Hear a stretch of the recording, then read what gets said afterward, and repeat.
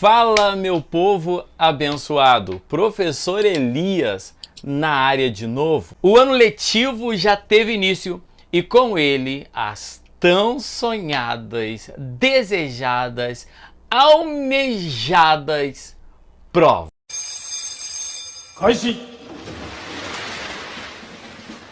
E a cada semana que antecede a avaliação, eu vou liberar uma aula rápida. E esse vídeo é especial para você, aluno do 9º ano. O assunto trabalhado com os 9º anos, no início do ano letivo, é sobre a queda da monarquia e início da república. Eu já liberei um vídeo de uma música que eu usei em sala de aula falando sobre esse tema. O link vai estar na descrição do vídeo.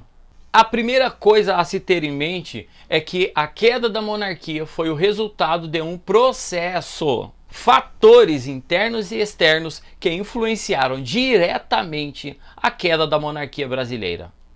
Para entender esse processo de crise do segundo reinado, é preciso ter em mente que o segundo reinado foi fundamentado em um tripé. Esse tripé sustentava o segundo reinado. Isso quer dizer também que entrar em crise com um desses três, caixão e vela preta. Professor Elias, que tripé é esse que sustentava o segundo reinado? A igreja, os militares e os fazendeiros.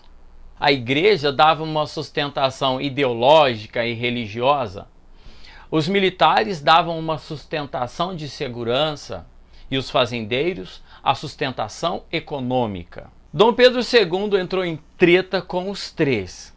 Não tinha como segurar. Os fatores iniciais dessa crise está relacionado à crise econômica, motivado pelos altos gastos da Guerra do Paraguai, o desgaste do governo em virtude do processo abolicionista e a dificuldade da monarquia em modernizar o país. A crise que Dom Pedro teve com os fazendeiros está relacionado diretamente à criação de leis que restringiam o trabalho escravo no Brasil. Entre elas estão a Lei do Ventre Livre e a Lei dos Sexagenários. Contrários ao fim da escravidão, parcelas da elite exigiam que Dom Pedro indenizasse caso seus escravos conquistassem a liberdade.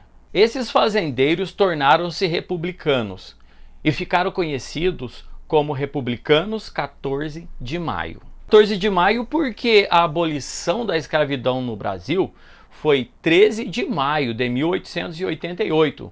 Isso quer dizer que no dia seguinte, aqueles que eram monarcas ou monarquistas tornaram-se republicanos. As ideias republicanas já existiam no Brasil desde a década de 1870 entre as elites do país. Entre eles estão as classes médias urbanas, políticos, membros da igreja, entre outros. Em 1870 nasceu no Rio de Janeiro e em São Paulo o Clube Republicano, responsável por divulgar as ideias republicanas no país. Já em 1873 foi criado em São Paulo o Partido Republicano Paulista, o primeiro partido político a apoiar a causa republicana. A ideia de república está ligada diretamente a uma corrente filosófica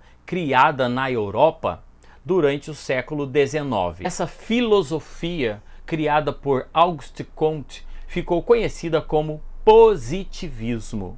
O positivismo apostava na ordem e na ciência para alcançar o progresso de uma sociedade. Eles relacionavam o regime monárquico como atraso e defendiam que somente uma república era capaz de modernizar um país. Porém, esse processo de instauração de uma república não deveria ter participação popular. Guarde isso. Ou seja, deveria ser conduzido pelas elites. Eu já expliquei para vocês como se deu a crise com os fazendeiros, a divulgação das ideias republicanas no Brasil e o positivismo. Vamos entender como se deu a crise com o outro elemento do tripé agora. Como se deu a crise com os militares. Os militares saíram fortalecidos após a Guerra do Paraguai. Passaram a exigir mais prestígio e passaram a aderir ao pensamento positivista e à causa republicana. Eles afirmavam que somente as Forças Armadas tinham condições de promover o progresso no Brasil e garantir a transição para a República. O atrito entre militares e o imperador ficou conhecido como questão militar. Em 1883, o governo apresentou um projeto que obrigava os militares a contribuir com a Previdência. Gerou protestos. O tenente-coronel Sena Madureira foi punido por questionar esse projeto. No ano seguinte, um oficial defendeu publicamente a causa republicana. Esses caras estão chamando Dom Pedro para briga, né? No ano seguinte, o oficial defendeu publicamente a causa abolicionista. Esse Sena Madureira tá querendo briga, né?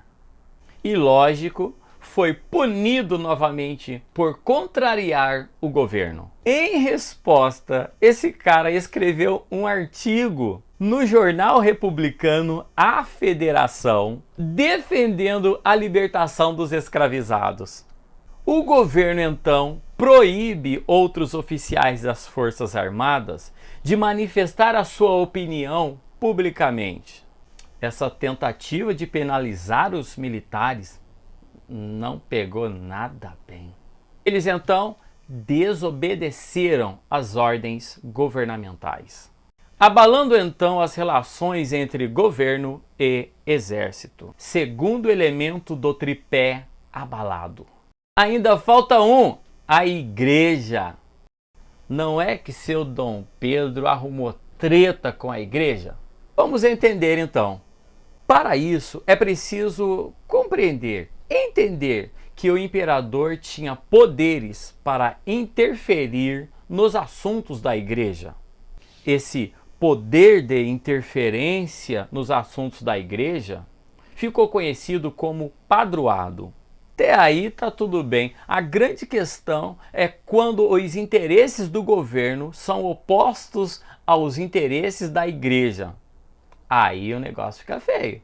E foi exatamente isso que aconteceu. O Papa decidiu afastar os membros da maçonaria das atividades católicas, levando-os a perder privilégios dentro da igreja. Como muitos políticos e membros da elite pertenciam a essa organização, eles seriam afetados diretamente através da ordem do Papa. Diante disso, o imperador resolveu não acatar com as ordens do Papa. Muitos bispos rebelaram-se contra o monarca e alguns deles acabaram presos. Esse fato gerou uma grande tensão entre governo e igreja e ficou conhecido como questão religiosa. 15 de novembro de 1889, não teve como segurar mais.